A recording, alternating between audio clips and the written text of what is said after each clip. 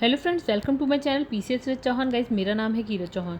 दोस्तों, यहाँ हम कर रहे हैं दृष्टि आईएएस की क्विक बुक, जिसमें हमारा चल रहा है भारतीय संविधान, राज्य व्यवस्था एंड गवर्नेंस की बात करें। चैप्टर नंबर 2 पार्ट 2 यानी कि चैप्टर का लास्ट पार्ट है ये। तो चैप्टर क्या है हमारा? भारतीय संविधान का विकास यात्रा, इसके बारे में हम बात कर रहे थे। दोस्तों, यहाँ पर मेरा व्हाट्सएप नंबर है, अगर आपको कोई हेल्प चाहिए तो आप बिल्कुल मुझे व्हाट्सएप कर सकते हैं। तो लास्ट चैप्टर में हम लोगों ने जितना लास्ट वीडियो में हमने जितना पढ़ा था गाइस, हमने पढ़ा था साइमन कमीशन तक पढ़ लिया था।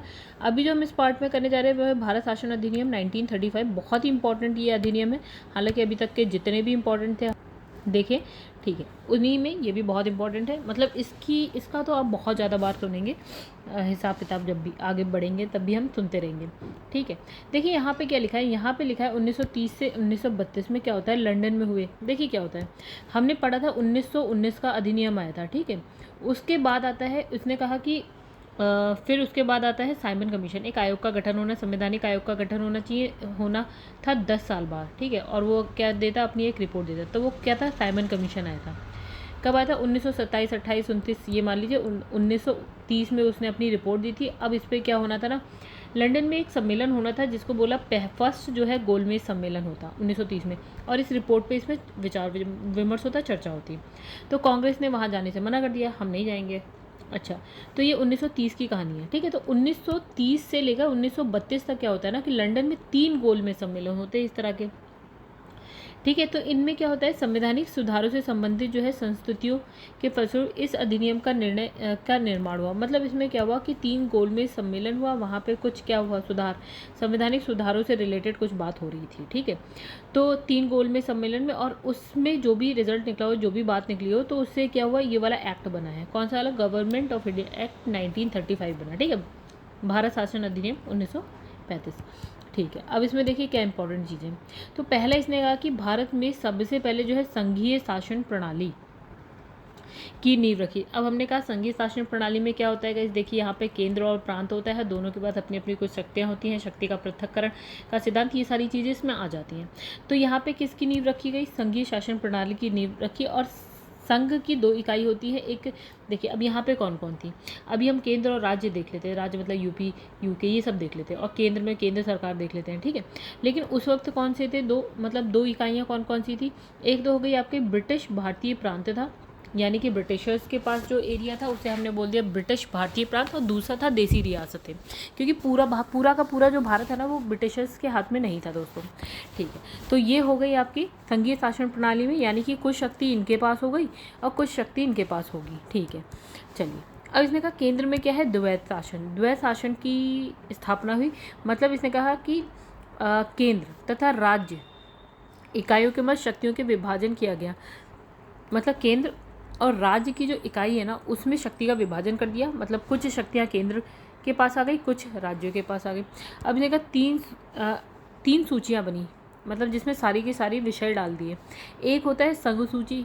मतलब क्या है कि इसमें जो जो विषय होंगे, जैसे हो गया वित्त, हो गया रक्षा, हो गया मतलब विदेश से रिलेटेड जितने भी हो गए, और भी जो इम्पोर्टेंट है सारे इसमें डाल दिए इसने। अब इस पर कानून बनाने का काम कौन करेगा? केंद्र सरकार, या केंद्र कर देगा। एक हो गई प्रांतीय सूची, इस पे कानून बनाने का काम कौन करेगा? ये जो आपके प्रांत हैं वो कर देंगे। एक हो गई संवर्ती, इस पे जो कानून बनाने का अधिकार है वो संवर्ती सूची वो होती है जो जिसके बारे में नहीं लिखा होता है, आ जाती है बाद में। नहीं, संवर्ती सूची में क्या होता है ना, कुछ ऐसे विषय होते हैं जिस पे कानून बनाने का अधिकार दोनों को होता है, केंद्र और राज्य दोनों को। अच्छा, आगे बढ़ते हैं। इसने कहा संघ सूची में कितने विषय थे? यहाँ पे 59 विषय। प्रांत सूची में कितने थे? 54 विषय, और संवर्ती में 36 विषय शामिल थे। अब इसने कहा कुछ होती हैं अपशिष्ट शक्तियाँ, ठीक है। मतलब अपशिष्ट शक्तियाँ वो होती है जो इसमें नहीं होंगी। कुछ ऐसे विषय जो अभी तक हमने नहीं पढ़े, कुछ नए आ गए। अब ये किसके अंडर में चले जाएंगे? गवर्नर जनरल के। मतलब इस पर कौन वो बनाएगा? गवर्नर जनरल इस पर कानून बनाएगा। तो कैसे यहाँ पे लिखा है संघीय सूची में जैसे विषय कौन कौन से हैं, तो जो इम्पोर्टेंट जैसे विदेशी कार्य हो गए, मुद्रा, नौसेना, थल सेना, वायुसेना, जनगणना, ये सारी चीज़ें आ गई। वहीं प्रांतीय सूची में कौन से आते हैं? जैसे पुलिस है, प्रांतीय लोक सेवा है, शिक्षा है, इत्यादि। मतलब नहीं, इसमें इत्यादि नहीं है, और करके शिक्षा, मतलब इतनी ही है। संवर्ती में जैसे आपका दंड विधि और प्रक्रिया हो गई, सिविल प्रक्रिया, विवाह विच्छेद यानी तलाक, ये सारी चीज़ें इससे भी ज़्यादा शामिल हैं। अब इसने लिखा प्रांतों में द्वैत शासन को समाप्त कर दिया और प्रांतीय स्वायत्ता को क्या दे दी, प्रधानता दे दी। मतलब प्रांतों में जो द्वैत शासन था वो हो गया खत्म। ये आपको पता होना चाहिए कि जो प्रांत है ना, प्रांतों में जो द्वैत शासन है वो खत्म का हुआ, जो अधिनियम आया 1935 का उसमें, ठीक है। और प्रांतीय स्वायत्ता को प्रधानता मिली है। अब इसने कहा इसके तहत क्या होता है, इस अधिनियम के तहत 1937 में क्या होता है, संघीय न्यायालय की स्थापना होती है। कौन सी गाइस, संघीय न्यायालय की स्थापना होती है, ठीक है। अब देखिए इस अधिनियम द्वारा क्या होता है, भारत परिषद को क्या कर दिया गया, समाप्त कर दिया गया। इंपॉर्टेंट बात हो गई। और विवादों के निपटान के लिए क्या है, संघीय न्यायालय की स्थापना करी गई। जो भी विवाद है उसके लिए संघीय न्यायालय आ गया, जो अंतिम न्यायालय नहीं था। मतलब अभी हम कहते हैं ना, आप सुप्रीम कोर्ट के पास जाइए, वही आपका अंतिम न्यायालय नहीं। यहाँ पे जो ये वाला है ना संघीय न्यायालय, वो भारत में जो है अंतिम न्यायालय नहीं था कि मतलब उसने जो कह दिया आपको मानना ही पड़ेगा, नहीं। उसके अतिरिक्त अगर आपको इस पे भी अपील करनी है, इसके निर्णय पे भी अपील करनी है, तो आप जा सकते हैं कहाँ पे, प्रिवी काउंसिल, जो कहाँ पे थी गाइस, वो थी लंदन में, ठीक है। तो मतलब सबसे ऊपर ये भी नहीं है, इससे ऊपर है आपका प्रिवी काउंसिल। आप लंदन जा सकते हैं फिर से, मतलब अपनी, अगर आप खुश नहीं है इससे तो इनके निर्णय से। इसने कहा वर्मा, यानी कि जो आज ना म्यांमार है भारत में, म्यांमार भारत के पड़ोसी है म्यांमार, तो इसने कहा वर्मा अलग कर दिया गया। मतलब वर्मा पहले भारत का, मतलब जो म्यांमार है ना आज, वो पहले भारत का ही पार्ट था, तो उसे क्या कर दिया गया, 1937 में अलग कर दिया। अब इसने कहा प्रांतीय विधानमंडलों का विस्तार किया गया और प्रांतों में क्या है, 11 में से जो है 6 विधानमंडलों में क्या है, 2 सदनों की व्यवस्था की गई, ठीक है। और इसने कहा देखो, सबसे पहले इसने कहा कि जो प्रांतीय विधान, हर प्रांत, जो भी प्रांत थे, ठीक है, उसमें क्या थी, अपनी एक विधानमंडल थी, ठीक है। अब इसने कहा कि जो प्रांत मतलब टोटल कितने प्रांत में विधानमंडल है, 11। अब इसने कहा इन 11 में से ना 6 में कितने सदन थे, 2।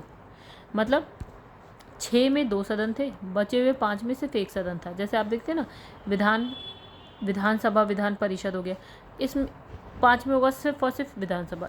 6 में 2 थे और 1 में सिर्फ 1 था। अब वो 6 जिसमें 2 क्या थे, 2 सदन थे, कौन कौन से 6 प्रांत थे वो, असम, बंगाल, बिहार, बम्बई, मद्रास और संयुक्त प्रांत, जो कि आज यूपी है। अब देखो इसके अंतर्गत मुद्रा और साख पर नियंत्रण के लिए भारतीय रिजर्व बैंक की स्थापना हुई। तो ये भी बहुत इंपॉर्टेंट बात हो गई। 1935 के अधिनियम के अंतर्गत आरबीआई की स्थापना हुई, ठीक है। अब इसने कहा इस अधिनियम में क्या है, दलित जातियों, महिलाओं, मजदूर वर्ग के लिए अलग से निर्वाचन की व्यवस्था की गई, पृथक निर्वाचन, ठीक है, जो मुस्लिम्स के लिए थी, ठीक है, सिखों के लिए थी, आंग्ल भारतीयों के लिए थी, ठीक है। तो उसी तरह से उसे और बढ़ा दिया गया। अब दलित जाति के लिए, महिला और मजदूर वर्ग के लिए भी हो गया। अच्छा, जो मत देने, मतलब जो वोटिंग राइट्स थे ना लोगों के, मताधिकार, उसको बढ़ा दिया गया। अब इसने कहा कि 10% जनसंख्या को अब अधिकार दे दिया वोट देने का। पहले कौन वोट देता था, सिर्फ वही जो धनी होता था, जिसके पास ज़मीन होती थी, ऐसे लोग, ठीक है।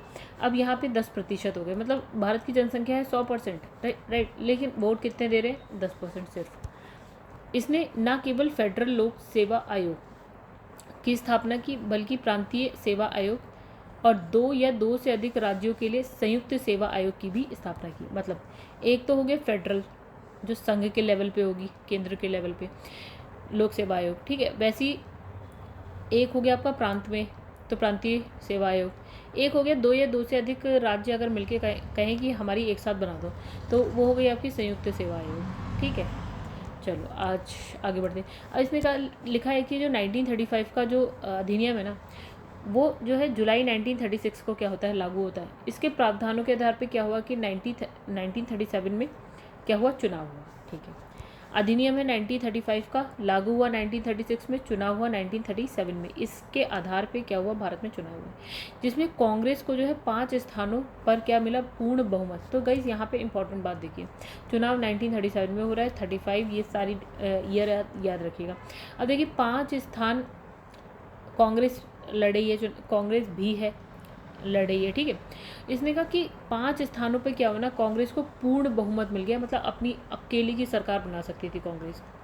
कौन कौन सी जगह है, तो अच्छा चलो, अब यहाँ पे ऐसा कुछ नहीं लिखा, तो 5 स्थानों पे तो इसे पूर्ण बहुमत मिला, एक बात। दूसरा इसने कहा जो असम है और पश्चिमोत्तर प्रांत है, वहाँ पे क्या करा ना, कांग्रेस ने मिलीजुली सरकार बना दी। मतलब इसमें और कोई भी जैसे ना गठबंधन वाला टाइप, तो मिलीजुली सरकार बना दी। और पंजाब में क्या हुआ, यूनियनिस्ट पार्टी, और बंगाल में हो गया कृषक प्रजा पार्टी, और सिंध में हो गया मुस्लिम लीग की सरकार बनी। मतलब इसने कहा कि अगर हम 3 को छोड़ दें, पंजाब को छोड़ दो, बंगाल को छोड़ दो और सिंध को छोड़ दो, तो गाइस यहाँ पे ना कांग्रेस नहीं थी बस, है ना। 5 स्थान पे तो पूरी तरह से सिर्फ और सिर्फ कांग्रेस थी। और असम और पश्चिमोत्तर प्रांत में बात करें तो कांग्रेस थी, और कांग्रेस के साथ भी और कोई दल होगा, ठीक है, ABC जो भी मान लो। और लेकिन बस ये पंजाब में यूनियनिस्ट पार्टी थी, बंगाल में आपकी कृषक प्रजा पार्टी थी, और मुस्लिम लीग थी आपकी सिंध में, ठीक है। तो इसमें बस कांग्रेस नहीं थी 3। और ये याद रखिएगा, इसमें ना ये पूरा का पूरा पैराग्राफ जो है ना बहुत इंपॉर्टेंट है। अब आता है क्रिप्स मिशन। हम पहुंच गए, देखो हमने 1935 का अधिनियम पढ़ा, राइट। अब हम पहुंच रहे हैं यहाँ पे 1942 क्रिप्स मिशन 1942। देखिए क्रिप्स मिशन जो है सर स्टेफर्ड क्रिस्प के नेतृत्व में क्या है ब्रिटिश सरकार द्वारा भारत भेजा गया एक मिशन था। मतलब इसे जो है ना, मतलब ये एक मिशन है, ब्रिटिश सरकार द्वारा भेजा है। किसकी अध्यक्षता में भेजा या नेतृत्व में भेजा है, तो स्टैफर्ड क्रिस्प, और उसी के नाम पे इसका नाम हो गया क्रिप्स मिशन। अच्छा, उद्देश्य क्या है कि वर्ल्ड वॉर 2 हुई, ठीक है, वर्ल्ड वॉर 2 जो है चल रही है अभी, ठीक है। तो उसके समय में क्या हुआ, भारत को पूर्ण सहयोग प्रदान करना था। मतलब इसने कहा द्वितीय विश्व युद्ध के समय अपने लिए जो है भारत का पूर्ण सहयोग प्राप्त करना। मतलब इसने कहा जब ये वर्ल्ड वॉर 2 चल रही थी, अब क्या है ब्रिटिशर्स को ना हेल्प चाहिए थी। हेल्प क्या चाहिए थी, वो चाहते थे भारत इसमें इन्वॉल्व हो जाए, ठीक है। अब इसने कहा चर्चिल ने 1942 को क्या करा, क्रिप्स मिशन की घोषणा करी। और मतलब 11 मार्च 1942 में क्रिप्स मिशन की घोषणा करी गई, और 22 मार्च यानी कि इसके 10 दिन बाद क्या होता है, ये मिशन क्या हुआ, भारत पहुंच गया, ठीक है। यही कर रहा था चर्चिल। मतलब ये इसका वो कौन था, नेतृत्व कौन करता है, सर स्टेफर्ड क्रिस्प कर रहे थे। ये एकल प्रतिनिधि, क्रिप्स मिशन एकल प्रतिनिधि है। अब इसे भारत पहुंचा। अब इसके कुछ पॉइंट्स क्या थे इसमें, क्रिप्स मिशन की जो विशेषताएं थी। अब इसने कहा क्रिस्प ने घोषणा क्या करी, इन्होंने कहा कि भारत में ब्रिटिश नीति का उद्देश्य है कि जितनी जल्दी संभव हो सके भारत में स्वशासन की स्थापना, अर्थात जब ये वर्ल्ड वॉर 2 ख़त्म हो जाए ना, तो भारत को क्या डोमिनियन स्टेट दिया जाए। मतलब भारत को क्या, भारत में क्या हो, स्वशासन, कि भारत के लोग ही भारत पे शासन करें, स्वशासन की स्थापना की जाए। ये ऐसा क्रिप्स मिशन में कहा गया, ठीक है। मतलब इंग्लिश में बात करें तो इसने कहा डोमिनियन स्टेट घोषित कर दिया जाए भारत को जब वर्ल्ड वॉर 2 ख़त्म हो जाएगी। भैया आप लालच दोगे तभी तो लोग आपकी हेल्प करेंगे वर्ल्ड वॉर में लड़ने के लिए, ठीक है। अगर आप कोई लालच ही नहीं दोगे तो कोई क्यों जाएगा मरने, ठीक है। तो उन्होंने ये लालच दिया। अब इसने कहा युद्ध के बाद क्या हो, एक ऐसे भारतीय संघ के निर्माण का प्रयत्न किया जाएगा जिसमें पूर्ण उपनिवेश का दर्जा प्राप्त होगा, और क्या है उसे राष्ट्र कुल से अलग होने का अधिकार भी होना होगा। मतलब इसने कहा कि भारतीय संघ का निर्माण कर रहे हैं, ये एक बात, ठीक है। ये क्या होगा, इसको क्या कहा जाएगा, पूर्ण उपनिवेश एक। और इसने कहा संघ तो आप बना रहे हो, और इसमें क्या होगा कि जो राष्ट्र को, ये जो भारतीय संघ का निर्माण होगा, और इसे हम क्या कहेंगे, पूर्ण उपनिवेश का दर्जा दिया जाएगा, ठीक है। और फिर इसने कहा कि जो राष्ट्र कुल है ना, कॉमनवेल्थ, उससे इसे अलग होने का भी अधिकार होगा भारत को। अब युद्ध के बाद एक संविधान निर्मात्री सभा का गठन किया जाएगा, मतलब संविधान सभा बनेगी जो संविधान का निर्माण करेगी, जिसमें ब्रिटिश प्रांतों के चुने हुए प्रतिनिधि और देसी रियासतों के प्रतिनिधि शामिल होंगे। मतलब इसने कहा जो सभा बनेगी ना, संविधान सभा, उसमें ब्रिटिश प्रांत के प्रतिनिधि होंगे कुछ, और देसी रियासतों के चुने हुए प्रतिनिधि होंगे, ठीक है। अब इसने कहा संविधान सभा द्वारा जो निर्मित संविधान है उसको सरकार 2 शर्तों पर लागू कर सकेगी। कौन सी 2 शर्तों पर लागू करेगी, एक इसने कहा जो प्रांत इस, अब देखो अभी देखो संविधान बन जाएगा भारत का, ठीक है, लेकिन इसने शर्तें भी बता दी कि संविधान को तभी स्वीकार किया जाएगा जब आप ये मानोगे। तो इसने कहा कि जो देखो भारत में बहुत सारे प्रांत थे, ठीक है, तो इसने कहा जो प्रांत इससे सहमत नहीं होंगे वो इस संविधान, जो संविधान है ना, उसको अस्वीकार कर सकते हैं, ठीक है। अस्वीकार कर पूर्ववत स्थिति में रह सकते हैं, मतलब जैसा चल रहा है वैसे रह सकते हैं, संविधान को स्वीकार नहीं करना चलेगा। या फिर वे क्या है पूर्णतः स्वतंत्र रहना चाहते हैं, तब भी ब्रिटिश सरकार को कोई आपत्ति नहीं। मतलब इसने कहा आप संविधान को मानना चाहते हो तो मान लो, नहीं मानना चाहते कोई बात नहीं, ठीक है। और आप चाहें तो भारतीय संघ के संग रहना चाहते हैं तो भी अच्छी बात है, और स्वतंत्र रहना चाहते तो भी कोई बात नहीं, रह सकते हो, ठीक है। और पाकिस्तान की मांग के लिए इस व्यवस्था के तहत गुंजाइश बनाई गई, मतलब पाकिस्तान की मांग को भी इन्हें हाँ हाँ हाँ बोल दिया, ठीक है। अब क्या हो, पहली शर्त ये थी, मतलब इन्हें कहा ये शर्तें होनी चाहिए कि जो भी प्रांत संविधान को मानना चाहते हैं तो ठीक है, जो स्वतंत्र होना चाहते हैं वो भी ठीक है, नहीं होना चाहते कोई बात नहीं। अब इसने कहा कि पाकिस्तान की मांग की भी गुंजाइश है इस में, ठीक है। अब इसने कहा भारतीय जो संविधान सभा है और जो ब्रिटिश सरकार है उसके मत क्या है, अल्पसंख्यकों के हितों जैसे सुरक्षा, आश्वासन, प्रतिनिधित्व या विकास को लेकर एक समझौता होगा, ठीक है। अल्पसंख्यकों के लिए इसने कहा समझौता होगा। इसने कहा युद्ध के दौरान ब्रिटिश वायसराय की एक नई कार्यकारी परिषद का गठन किया जाएगा जिसमें भारतीय जनता के प्रमुख वर्ग के क्या होंगे, प्रतिनिधि शामिल होंगे, लेकिन इसने कहा कि जो रक्षा मंत्रालय ना वो ब्रिटिश नेतृत्व में ही रहेगा, ठीक है। मतलब इसने कहा कि एक वायसराय की एक कार्यकारी परिषद होगी, इसमें भारतीय जनता के लोग होंगे, एक बात। लेकिन इसने कहा कि जो रक्षा मंत्रालय वो ब्रिटिशर्स के नेतृत्व में ही होगा, उसमें कोई भारतीय इन्वॉल्व नहीं होगा। अंततः कृष्ण की भारतीय नेताओं से बातचीत असफल रही, मतलब कृष्ण मिशन रहा असफल। इसमें क्या है, पूर्ण स्वाधीनता की जगह क्या बोला गया, देखो भारत कह रहा था हमें पूर्ण स्वाधीनता चाहिए भैया, हमारे देश से जाओ, छुट्टी करो, लेकिन इन्होंने बोला नहीं, डोमिनियन स्टेटस देंगे हम आपको, ठीक है, एक बात। फिर मतलब कहीं ना कहीं ब्रिटिशर्स रहेंगे ही रहेंगे, ठीक है, किसी न किसी मामले में हस्तक्षेप करेंगे ही करेंगे। और भारत चाहता था पूर्ण स्वाधीनता, पहली चीज़। दूसरे से कहा संविधान सभा में रियासतों के शासकों द्वारा नामांकित लोगों की मौजूदगी, ठीक है, तो असफल रहने का कारण बता रहा है। इसमें क्या है, पूर्ण स्वाधीनता की जगह क्या है, डोमिनियन स्टेटस। दूसरा, संविधान सभा में रियासतों के जो शासक हैं उनके द्वारा नामांकित लोग हैं और भारत के संभावित विभाजन पर आपत्ति थी, इसलिए भैया हमने कहा किस मिशन हमको नहीं चाहिए, ठीक है। आगे बढ़ जाते हैं। तो 1935 वाला अधिनियम पढ़ा, अब हमने किस मिशन पढ़ा, फिर हमने कैबिनेट मिशन देखा 1946, ठीक है। किस मिशन आपका 1942 वाला था, ठीक है, और वर्ल्ड वॉर 2 चल रही थी, हमने कुछ लालच दिया, मतलब ब्रिटिशर्स ने हमें कहा ये हम आपको दे देंगे, आप जो है ना वर्ल्ड वॉर में हमारी तरफ से लड़ो, ठीक है। अब किस मिशन हमने मानने को मना कर दिया। अब हम पहुंच गए कैबिनेट मिशन 1946, यानी कि अभी हम आज़ाद होने से थोड़ी सी पहले चल रहे हैं, 1 साल पहले। अब भारत की राजनीतिक समस्याओं के समाधान के लिए ब्रिटिश सरकार ने एक कैबिनेट मिशन भेजा, मतलब भारत में क्या प्रॉब्लम चल रही थी, राजनीतिक समस्याएं, जिसके लिए भारत में क्या भेजा गया, कैबिनेट मिशन। तो इस मिशन में क्या है, आपका ब्रिटिश मंत्रिमंडल के 3 सदस्य थे, ठीक है। कौन कौन से इस मिशन में थे, मतलब कैबिनेट मिशन में 3 सदस्य कौन थे, एक कैसे, ये नाम याद रखिएगा क्योंकि ये नाम पूछा गया है, ठीक है, पेपर में।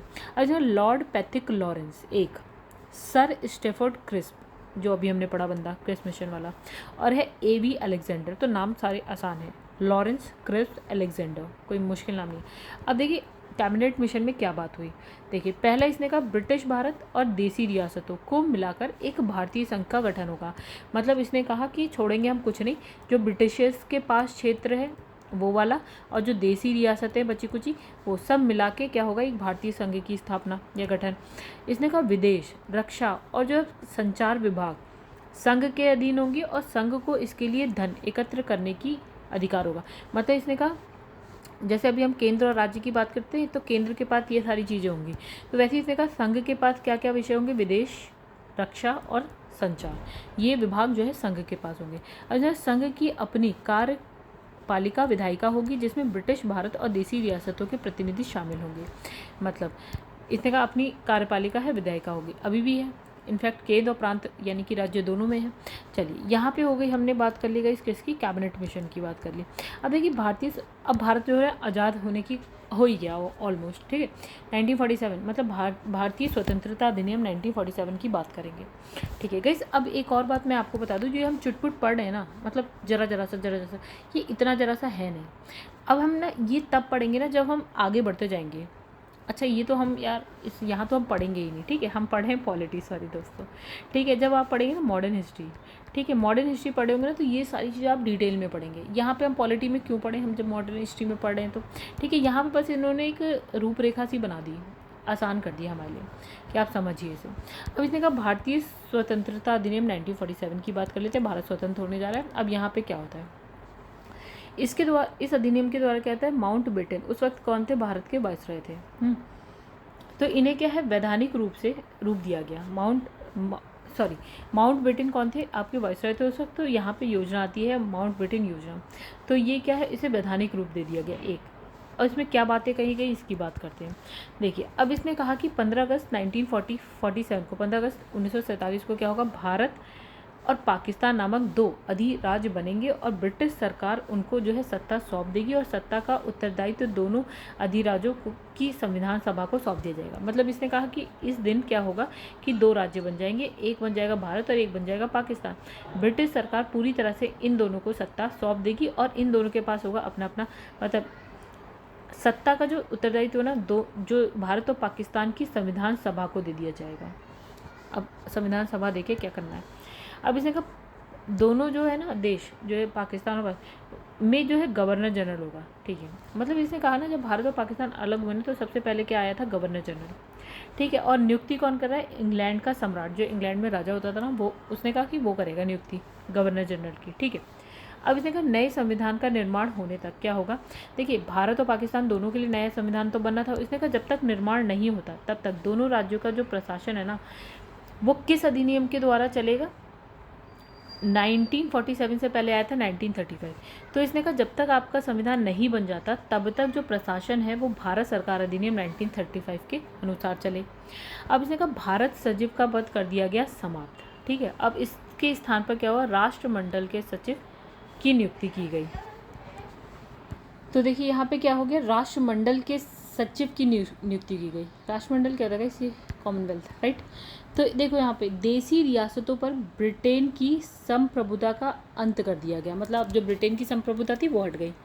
मतलब भारत अपने लिए निर्णय खुद ले सकता था किसी भी विषय पर। अब क्या है, उनको भारत या पाकिस्तान दोनों, उनको क्या है, भारत पाकिस्तान किसी भी अधिराज्य में सम्मिलित होने और अपने भावी संबंधों का निश्चय करने का स्वतंत्र क्या था, इन दोनों को स्वतंत्रता प्रदान कर दी गई। क्योंकि इनकी संप्रभुता इनको लौटा दी गई, ठीक है। तो दोस्तों यहाँ पे देखिए नेक्स्ट यहाँ क्या लिखा है, बाल्कन प्लान, डिक्की वर्ल्ड प्लान या इम्मा प्लान, 1947 की बात करी गई।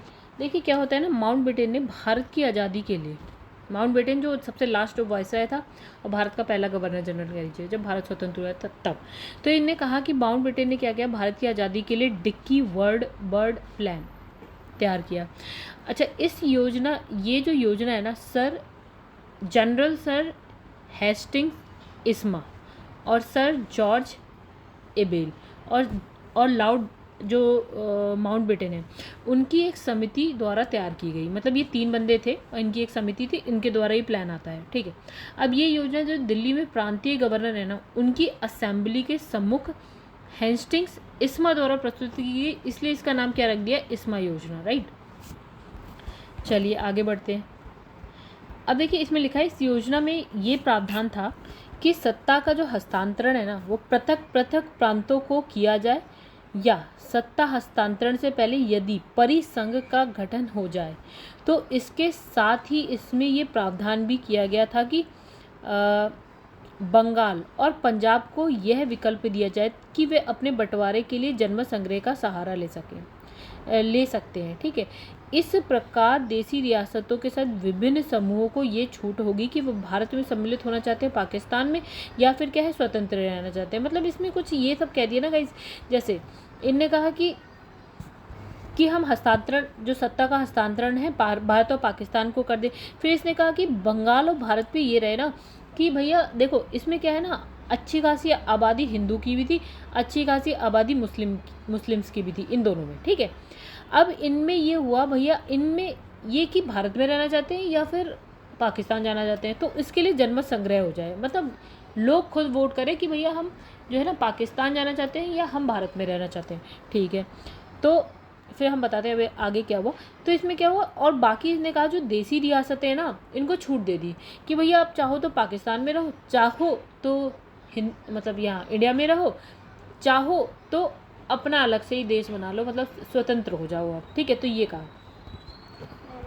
और दोस्तों बंगाल और पंजाब की कहानी सुन लो। अब देखिए बड़ा सा प्रांत है, आधे में हिंदू रह रहे हैं, आधे में मुस्लिम रह रहे हैं। सपोज कि हमने ये भारत बना दिया, ठीक है। तो आप बंगाल पंजाब में क्या देख रहे थे, यहाँ देख रहे थे आप बंगाल था, यहाँ देख रहे हैं आप पंजाब था। तो जो पार्ट मुस्लिम्स आबादी का था वो ये वाला था, तो ये चला गया पाकिस्तान में। बंगाल में जो पार्ट मुस्लिम आबादी का था वो चला गया पूर्वी पाकिस्तान में, जो आज बांग्लादेश है, बाकी इंडिया में रह गया। यानी कि ये जो है आपका पार्ट पंजाब का, ये इंडिया में है, ये जो है वो इंडिया में है, ठीक है। वेस्ट बंगाल अभी इंडिया में, राइट। तो यही था, जो मुस्लिम वाला था वो पाकिस्तान में चला गया, जो मुस्लिम वाला था वो पाकिस्तान में चला गया, बाकी इंडिया में रह गया, ठीक है। आगे बढ़ो। अब इस योजना का विवरण जो है आपका, विवरण माउंटबेटन ने जवाहरलाल नेहरू के सामने रखा, ठीक है, जिसे उन्होंने तुरंत क्या कर दिया, अस्वीकार कर दिया। क्यों?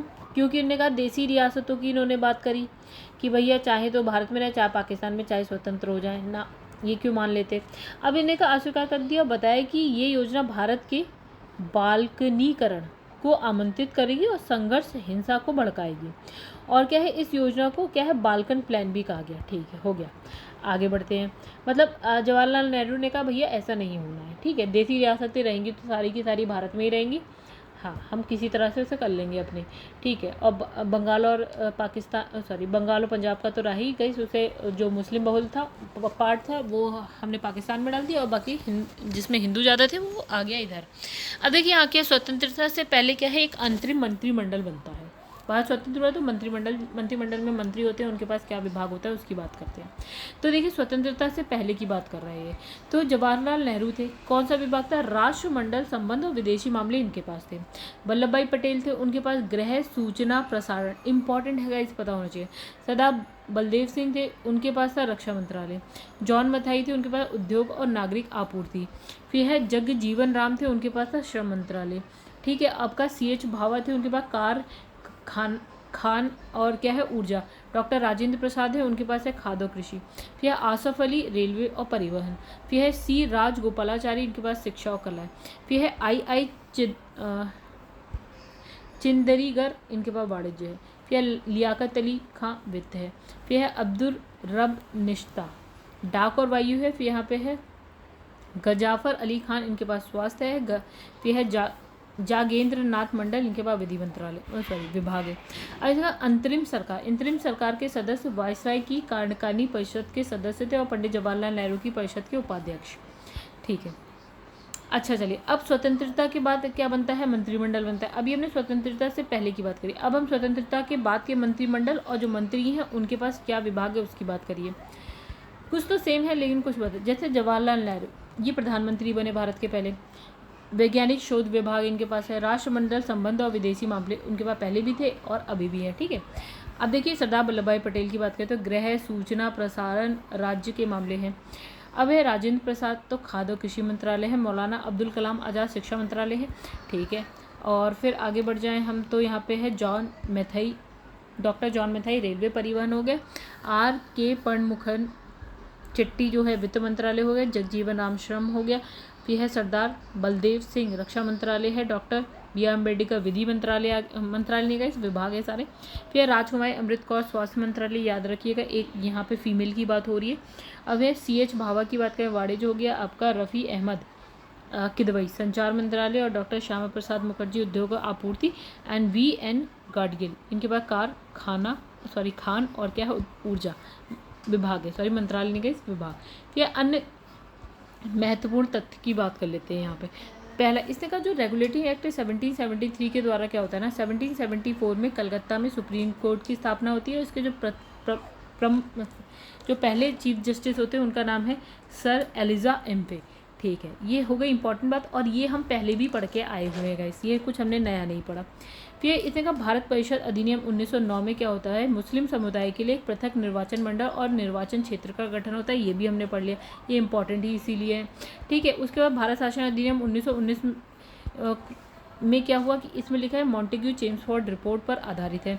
देखिए मॉन्टेग्यू कौन थे, आपके भारत के राज्य सचिव थे और चेम्सफोर्ड कौन थे, भारत में वॉइसरॉय थे, ठीक है। अब इसने कहा कि भारत शासन अधिनियम 1919 द्वारा क्या है प्रांत में द्वैत शासन प्रणाली की स्थापना हुई, ये भी हम पढ़ चुके हैं। भारत शासन अधिनियम 1919 में क्या है लोक सेवा आयोग का गठन हुआ, ये भी हम पढ़ चुके हैं। लॉर्ड मिंटो सांप्रदायिक निर्वाचन के जनक थे, यानी कि यहाँ से जो सांप्रदायिक निर्वाचन की बात कही गई ना वो इनके द्वारा कही गई, ठीक है। 1909 की बात हो रही है, ये वाला जो था ये है मार्लियामेंटो सुधार, ठीक है, इसमें हुई ये बात, ठीक है। फिर उसने कहा भारत शासन अधिनियम 1919 द्वारा क्या, ओके ये हो गया। अब इसने लगा प्रांतों में द्वैत शासन के जनक कौन है, आपके लियोनेल कर्टिस, ठीक है, इन्हें माना जाता है। फिर उसके बाद देखा 1926 में क्या हुआ, सिविल सेवा की भर्ती के लिए केंद्रीय लोक सेवा आयोग का गठन हो गया, ठीक है। कौन से आयोग की सिफारिश पे हुआ, ली आयोग, इंपॉर्टेंट बात है, इसे याद रखिएगा। अब 1927 में साइमन कमीशन की रिपोर्ट और 1928 में नेहरू समिति की रिपोर्ट आई। फिर भारत शासन अधिनियम 1935 की पृष्ठभूमि तैयार हो गई। फिर से देखिए 1927 में साइमन कमीशन की रिपोर्ट और 1928 में नेहरू समिति की रिपोर्ट ने क्या करा, इन दोनों रिपोर्टों से क्या आया, भारत शासन अधिनियम 1935। अब भारत शासन अधिनियम 1935 के द्वारा क्या हुआ, संघीय शासन प्रणाली प्रारंभ हो गई भारत में, अभी हमने पढ़ा। फिर इसने कहा फिर इसी अधिनियम द्वारा क्या होता है, केंद्र में द्वैध शासन प्रणाली की स्थापना हुई। फिर भारत में संघीय न्यायालय की स्थापना कब हुई है, 1937 में हुई है। और किस अधिनियम के तहत, यही वाला जो है भारत शासन अधिनियम 1935 के तहत। अब इसने कहा वायसराय लॉर्ड माउंटबेटन, वही जो सबसे लास्ट में थे जब भारत स्वतंत्र होता है, तो उन्होंने भारत की सभी राजनीतिक दलों से विचार विमर्श करने के बाद 3 जून 1947 को भारत के विभाजन की योजना प्रस्तुत करी और इसको हमने बोल दिया माउंटबेटन योजना। जो भी हमने पढ़ा किस तरह से विभाजन हो रहा है, ये सब आधुनिक भारत का इतिहास जब आप पढ़ेंगे उसमें ज़्यादा अच्छे से पढ़ेंगे। फिर इसने कहा कि 18 जुलाई को क्या होता है, 1947 में ब्रिटिश संसद द्वारा क्या है, भारतीय स्वतंत्रता अधिनियम पारित हो जाता है। कौन सा, 1947 वाला, ठीक है। फिर इसने कहा कि 14-15 अगस्त में क्या होता है 1947 में कि रात में, मध्य रात्रि में क्या होता है, भारत में ब्रिटिश शासन की समाप्ति हुई। अच्छा, तो आप देखेंगे 14 अगस्त को जो है पाकिस्तान अपना स्वतंत्रता दिवस मनाता है और 15 को हम मनाते हैं, ठीक है। और क्या है, समस्त सेक्शन 2 नए जो है स्वतंत्र डोमिनियनों यानी कि भारत और पाकिस्तान को दे दी गई, यानी अब उनको सत्ता दे दी गई दोनों को। अब इसने कहा कि लॉर्ड माउंटबेटन नए डोमिनियन भारत के गवर्नर जनरल बने। पहले गवर्नर जनरल जब भारत बना है ना, तो उसका जो पहला गवर्नर जनरल है वो कौन बना है, आपका माउंटबेटन, लॉर्ड माउंटबेटन। अच्छा, इसे बोला है डोमिनियन भारत पहला, ठीक है। अब इसने कहा लॉर्ड माउंटबेटन ने जवाहरलाल नेहरू को भारत के पहले प्रधानमंत्री के रूप में शपथ दिलाई, ठीक है। अब इसने कहा कि 1946 में क्या हुआ, बनी जो संविधान सभा है उसको स्वतंत्र भारतीय डोमिनियन की संसद के रूप में स्वीकार कर दिया गया, यानी कि 1946 में क्या होना था, क्या हुई थी, संविधान सभा बनी थी गाइस, ठीक है, जो संविधान का निर्माण करना था। अब जैसे भारत हो गया आज़ाद, अब भैया हमें क्या चाहिए, संसद। अब इसी सभा को क्या कर दिया इन लोगों ने, संसद बना दिया, मतलब इसमें जो मेंबर थे वो मेंबर ऑफ पार्लियामेंट हो गए, ये कह लो आप। अब लेकर स्वतंत्र भारत के प्रथम और अंतिम भारतीय गवर्नर जनरल कौन थे, तो ये इंपॉर्टेंट बात होगी गाइस। तो देखिए सबसे पहले तो जो आपका डोमिनियन भारत था उसके जो गवर्नर जनरल थे वो थे माउंटबेटन, राइट।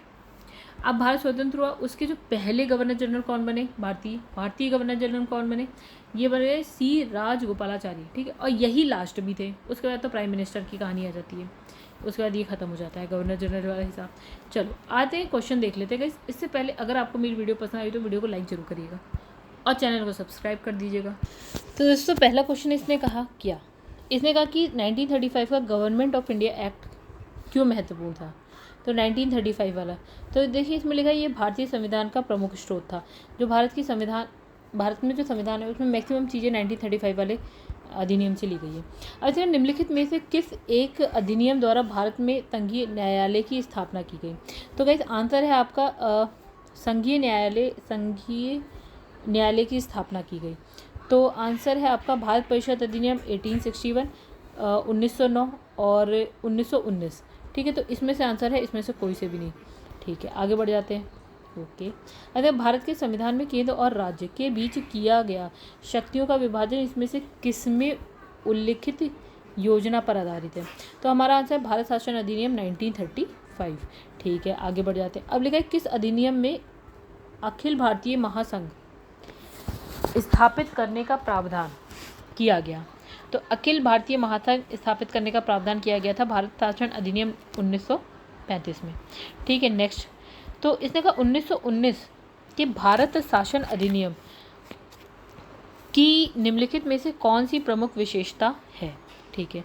तो देखिए आंसर है हमारा प्रांतों की कार्यकारी सरकार में द्वैध शासन की व्यवस्था की गई, सही बात। दूसरा, मुसलमानों के लिए पृथक सांप्रदायिक निर्वाचन मंडल की व्यवस्था की गई, यहाँ पे गलत है, ये हुआ था 1909 में। अब इसने कहा केंद्र द्वारा प्रांतों को विधायी शक्तियों का हस्तांतरण, ये भी सही बात है, मतलब पहला सही है और तीसरा सही है। ठीक है, आगे बढ़ते हैं। अब लिखा है निम्नलिखित अधिनियम में से किस अधिनियम के फलस्वरूप वर्मा जो है भारत से अलग हो गया। तो गाइस ये इसका आंसर है आपका गवर्नमेंट ऑफ इंडिया एक्ट 1935 से वर्मा हो गया भारत से अलग। कब होता है? 1937 में।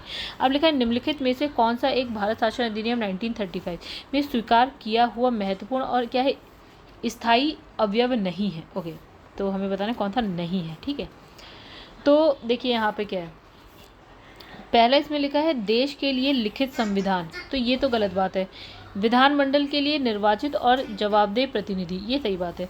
एक संघ की योजना पर विचार, ये भी सही बात है। विधानमंडल के लिए सरकारी सदस्यों का संवाचित किया जाना, ये भी सही बात है। सारे सही है, बस पहला वाला गलत है। अब देखिए यहाँ पे हम क्या बात करेंगे, निम्नलिखित में से कौन अगस्त 1936 में गठित प्रथम अंतरिम राष्ट्रीय सरकार का सदस्य नहीं था। देखिए इसमें कौन नहीं था, देखिए सी राजगोपालाचारी थे, आपके राधाकृष्णन भी थे, आपके जगजीवन राम भी थे, लेकिन ये राजेंद्र प्रसाद नगर ये नहीं थे। ठीक है, आगे बढ़ जाते हैं। फिर यहाँ मिलेगा किस वर्ष रेगुलेटरी एक्ट 1773 के तहत कलकत्ता में सर्वोच्च न्यायालय की स्थापना हुई, तो किस साल हुई थी। तो गाइस यहाँ पे थोड़ा ये हुई थी 1774 में। ठीक है, एक चीज़ यहाँ पे फिर बात करते हैं गाइस, इस वाले पे आते हैं 8th में। ये जो है ना डॉक्टर एस राधाकृष्णन, इसमें हमने बताया था कि 1947 में अगस्त 1947 में गठित जो पहली अंतरिम सरकार है ना, इसके सदस्य कौन नहीं थे। तो गाइस इसका आंसर है डॉक्टर एस राधाकृष्णन नहीं थे। ठीक है, और इसमें इसने कहा कि सर्वोच्च न्यायालय कब आता है, वो आता है 1974 में आता है। और देखा भारतीय विधायिका प्रथम बार जो है द्विसदनीय बनाई गई थी। कब बनाई गई थी? द्विसदनीय मतलब 2 सदन थे जिसमें, तो वो कब बनाई गई थी? वो बनाई गई थी 1919 के भारत शासन अधिनियम के द्वारा। ठीक है, आगे बढ़ जाते हैं।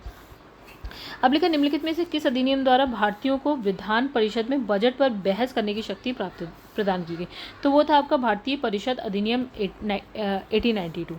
अब देखो किस अधिनियम के द्वारा कंपनी के व्यापारिक एकाधिकार को पूर्णतः या मतलब आंशिक रूप में या पूर्णतः समाप्त कर दिया गया। तो देखिएगा इसमें 2 था, 2 चार्टर्ड अधिनियम थे। एक तो था आपका 1813 वाला और उसके 20 साल बाद 1833 वाला। ठीक है, ये दोनों ही थे।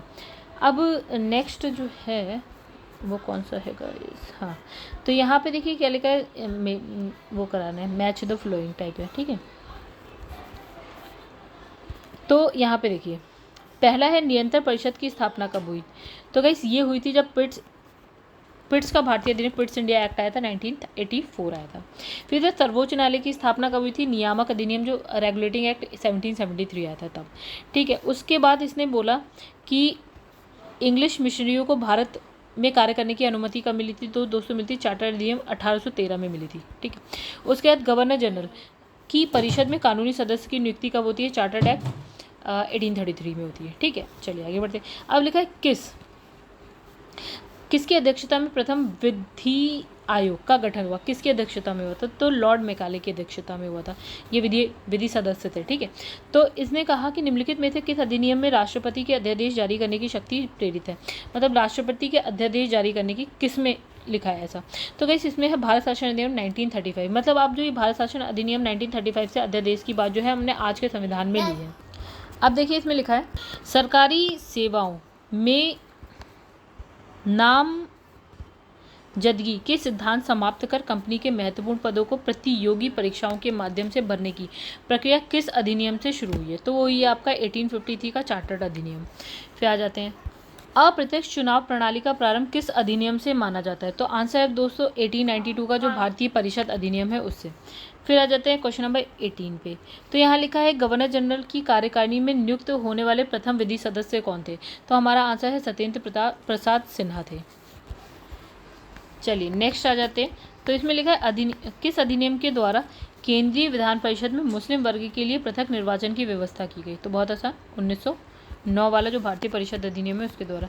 प्रांतों में द्वैध शासन के जनक कौन थे, फिर वही बात अभी हमने पढ़ा था, लियोनेल कर्टिस। ठीक है, आगे बढ़ जाते हैं। फिर से क्वेश्चन नंबर 20 है बाल्कन प्लान किस अधिनियम से संबंधित है, तो ये हमारा है गाइस किससे है, आपका 1947 के भारत स्वतंत्रता अधिनियम से। फिर अब इसने कहा कि सीमा आयोग की अध्यक्षता किसने करी है, तो आंसर है हमारा रेड क्लिफ ने करी है। फिर रेडक्लिफ लाइन देखी होगी आपने भारत पाकिस्तान के बीच में। अब इसने कहा कि स्वतंत्र भारत के प्रथम और अंतिम गवर्नर जनरल कौन थे, तो ये भी बहुत आसान है। हाँ, इन्हें कहा भारत के प्रथम और अंतिम गवर्नर जनरल, तो आंसर है आपका सी राजगोपालाचारी। अभी हमने पढ़ा था 1935 के अधिनियम द्वारा स्थापित संघ में अवशिष्ट शक्तियाँ किसको दी गई, तो गाइस ये दी गई थी किसको दी गई थी, गवर्नर जनरल को दी गई थी। और फिर किस अधिनियम के द्वारा कंपनी का चीन और पूर्व देशों के साथ जो है चाय के व्यापार पर एकाधिकार 20 साल के लिए बढ़ा दिया गया, कौन सा अधिनियम था, तो वो था आपका 1813 का अधिनियम, ये हम पढ़ चुके हैं। नेक्स्ट है किस अधिनियम के द्वारा कंपनी का, ये वाला हो गया गाइस। निम्नलिखित में से किस वर्ष भारत में ब्रिटिश काल में बजट की व्यवस्था का शुभारंभ हुआ है, तो आंसर है 1860 में। अब लिखा निम्नलिखित में से किस अधिनियम की कमियों को दूर करने के उद्देश्य से एक्ट ऑफ सेटलमेंट लाया गया था, तो आंसर आपका 1773 के रेगुलेटिंग एक्ट, ये सब हम पढ़ चुके हैं। 1946 में कैबिनेट मिशन में मुख्य 3 सदस्य कौन कौन थे, तो हमने कहा था गाइस बहुत आसान है, किस तरह से याद करने को बोला था मैंने, एक था लॉरेंस थे, क्रिस और अलेक्जेंडर, ये थे, ठीक है, यानी कि लॉर्ड पैथिक लॉरेंस, फिर है स्टैफोर्ड क्रिस और फिर है आपका एबी अलेक्जेंडर। चलो आगे बढ़ जाते हैं। तो आंसर अब क्वेश्चन हो गया आपका अंतरिम सरकार 1946। मुस्लिम लीग के सदस्य भी इसमें शामिल थे, निम्नलिखित में से कौन सदस्य मुस्लिम लीग के इससे संबंधित नहीं थे, यानी कि इसमें अंतरिम सरकार में कौन मुस्लिम लीग का सदस्य इसमें शामिल नहीं था। देखिए ये जोगेंद्र नाथ मंडल थे, लियाकत अली खां भी थे, और इसमें लिखा है गजाफर अली खां भी थे, ये आपके रफ़ी अहमद किदवई इससे का संबंधित नहीं थे, तो ये रफ़ी अहमद किदवई नहीं थे उस वक्त, भी बाद में आए थे।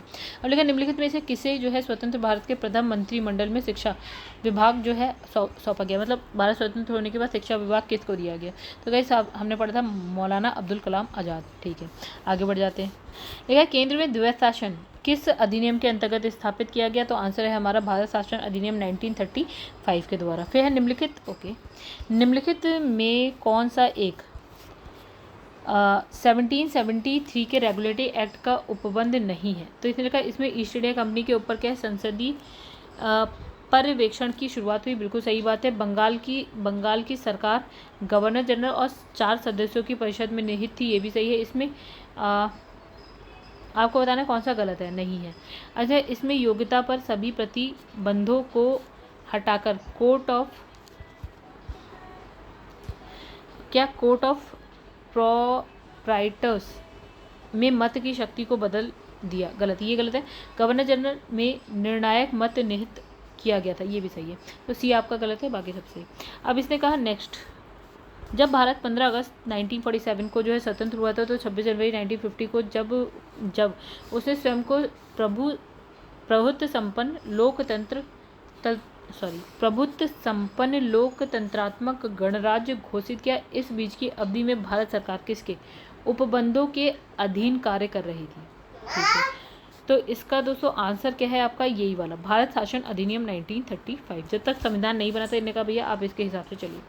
अब लिखा भारत सरकार अधिनियम 1858 के संबंध में निम्नलिखित कथनों में से कौन सा जो है इसने कहा सही है, ये बताने में कौन सा सही है ये बताना है। तो इसमें देखिए क्या लिखा है, तो इसने लिखा है यह देखिए ब्रिटिश राज में ईस्ट इंडिया कंपनी ने भारत पर संप्रभुता ग्रहण करी, ये गलत हो गया। अब ब्रिटिश संसद ने भारत के शासन के लिए क्या है पहला कानून ब्रिटिश राज के प्रत्यक्ष शासन के अधीन ही जो है अधिनियमित किया था, ये भी गलत हो गया आपका। यह अधिनियम देश के प्रशासन में बिना किसी लोकप्रिय सहभागी वाले जो है निरंकुश साम्राज्यवादी नियंत्रण के सिद्धांत से अधिशासित था। ओह गैस देखिए सेकंड वाला सही है आपका और ये वाला भी सही है, ठीक है। अब देखिए इसमें सेकंड और थर्ड, ब्रिटिश राज ने ईस्ट इंडिया कंपनी से भारत पर संप्रभुता ग्रहण की, हाँ गैस ये भी सही है। क्या था ईस्ट इंडिया कंपनी से संप्रभुता अब किसके पास चले गए, ब्रिटिश राज यानी कि ब्रिटिश क्राउन के पास, यानी कि तीनों ही सही है। चलो आगे बढ़ जाते हैं। लिखा भारत परिषद अधिनियम यानी कि इंडियन काउंसिल एक्ट 1861 के संबंध में निम्नलिखित कथनों में से कौन सा सही है, आपको ये बताना है। लिखा है कि इस अधिनियम ने गवर्नर जनरल की शासी परिषद में गैर सरकारी सदस्य को सम्मिलित कर लोकप्रियता का एक क्या है पुट डाल दिया, ये सही बात है। अब यह सदस्यों को नाम निर्दिष्ट किया गया था और इसके कार्य को अनन्य रूप से उस विधायी प्रस्तावों के विचार तक सीमित कर दिया था जो गवर्नर जनरल द्वारा इसके समक्ष रखे गए थे। गाइस ये बात भी सही है। अब इसके गवर्नर जनरल के पास क्या है, प्रभावी विधायी शक्ति नहीं थी, ये गलत है। ठीक है, पहला दूसरा सही है, बाकी तीसरा गलत है। अब देखिए, अब नेक्स्ट हो गया आपका निम्नलिखित में से किस अधिनियम ने पहली बार गवर्नर जनरल की कार्यकारी परिषद में निश्चित अतिरिक्त गैर सरकारी सदस्यों के का जो है आपका अंतर्वेशन मुहैया करवाया। तो आंसर है इसका गाइस ए, भारत परिषद अधिनियम 1861। अब निम्नलिखित में से किस अधिनियम ने प्रांत में द्वैत शासन आरंभ किया था, तो इसका आंसर भी है ए, भारत सरकार अधिनियम क्या है 1919। ठीक है, अब देखिए, अब है आपका निम्नलिखित में से किस विधानमंडल में भारतीय स्वतंत्रता अधिनियम 1947 को पारित किया, तो यहाँ पे आंसर है ब्रिटिश संसद। अब देखिए, नेक्स्ट हो गया आपका कथन और कारण है और बताना है हमें आंसर। अब इसने कहा कि भारत सरकार अधिनियम 1935 से केंद्र में द्वैत शासन आरंभ हुआ एक बार। ठीक है, फिर दूसरा इसने कहा, मतलब ये सही बात है। अब इसने कहा प्रांतों को प्रांतीय स्वायत्तता प्रदान की गई, ये बात भी सही है, मतलब कथन भी सही है, कथन एक और दोनों सही है, किंतु जो कथन एक की सही व्याख्या नहीं करता, मतलब इसने कहा कि बी आंसर है। ठीक है, अब गाइस आप एक बार आंसर भी देख सकते हैं। और दोस्तों चलिए, अब नेक्स्ट कौन सा चैप्टर है ये भी एक बार नाम दे, भारतीय संविधान का निर्माण और उसकी विशेषताओं की बात करेंगे, ये हम अपने नेक्स्ट वीडियो में करेंगे। और दोस्तों आपको अगर मेरी वीडियो पसंद आती है तो वीडियो को लाइक करिएगा, एंड चैनल को आपने अभी तक सब्सक्राइब नहीं किया है तो कर लीजिएगा। कमेंट करके जो बताएगा कि आपको मेरी वीडियो कैसी लगती है। घटना चक्र की अगर आप वीडियो देखना चाहते हैं तो चैनल की प्लेलिस्ट में जाइए। आप मेरा टेलीग्राम पेज ज्वाइन कर सकते हैं गाइस, वहाँ पे आपको कुछ PDF मिल जाएंगी। ठीक है, कुछ नोट्स मिल जाएंगे, और आप व्हाट्सएप करके भी PDF मांग सकते हैं, वो भी व्हाट्सएप नंबर भी आपको मिल जाएगा। तो दोस्तों यहाँ पे वीडियो को एंड करते हैं, नेक्स्ट वीडियो में मिलेंगे, तब तक के लिए धन्यवाद।